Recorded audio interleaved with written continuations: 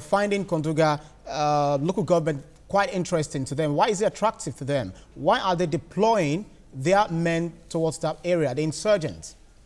Okay, I think the truth is that we are not actually given the right kind of analysis as to what is the reality on ground. It is not only in Konduga. Boko Haram is in many of those local government areas. Now, let me give you the true picture. When the military says that they've taken over all those local government, the truth is this: it is the local government headquarters of those local governments that you have full government control. It is difficult for anyone in those local government to travel 15, 20 kilometers out of those local government without reasonable escorts. So the reality on ground is that there have always been presence, convergence of the insurgents in most of those communities. You can imagine, of recent, there was an attack. There was a bold move to move into Maduguri Township itself. You don't expect that these people will travel from a far distance to enter into Maduguri. They move from somewhere that is not too far. So the reality is that they have always been around those communities. Well, Sheyi Adetayo, you appear to be saying precisely that the position of government, that areas where Boko Haram at one time or the other hosted flags, that these areas have been taken completely is incorrect. But help us understand also why the renewed, insurgency in the northern part of the country at a time that government seems to be making some progress in this land. Well, it is expected. It will be foolhardy for a group that have been launching or sustaining a campaign for more than 10 years not to know the best time to strike.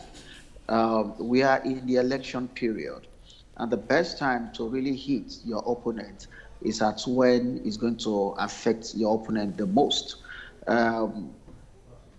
I've said before, that it's important for government to start preparing and start, you try to anticipate what are the actions that your enemy are expected to take. In this period, they will want to carry out a lot of such attacks to, discredit, disgrace, and embarrass the current government, to prove to them that they, contrary to what they've said, that it is not true. This is to force government to take some action that will predictably help the insurgents to achieve their own goal. So it's like trying to, carry out some actions now, which they are doing now. And I fear that there's going to likely be some kidnappings, which government should also pay attention, because there is no better time for them to carry out kidnappings and get quick money from government like now.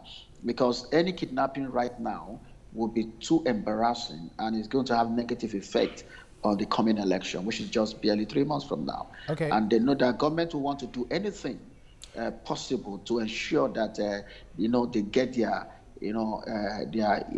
win their respect back and the confidence in the people. So it's like understanding when to strike.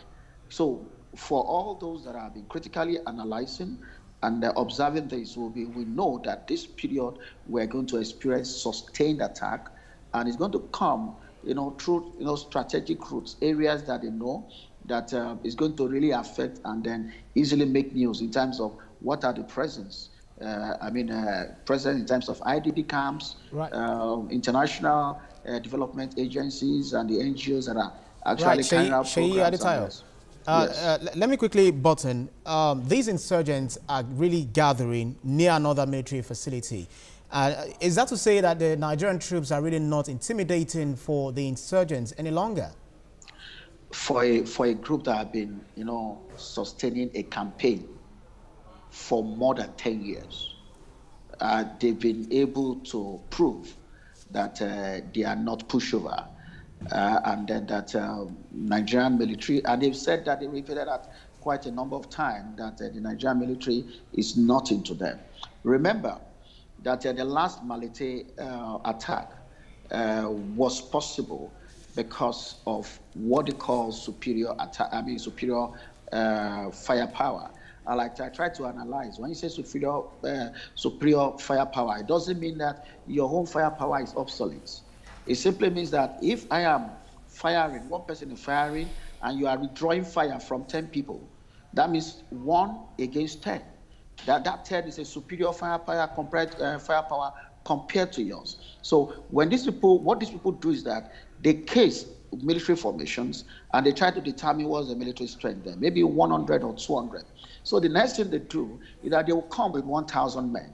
So when 200 soldiers from the Nigerian hand is firing at them, they will be returning fire with 1,000 fire will be returned. That you are drawing higher fire efficiency and power from the opponent. So you have no choice than to retreat and then pull back. So that's what they have been benefiting.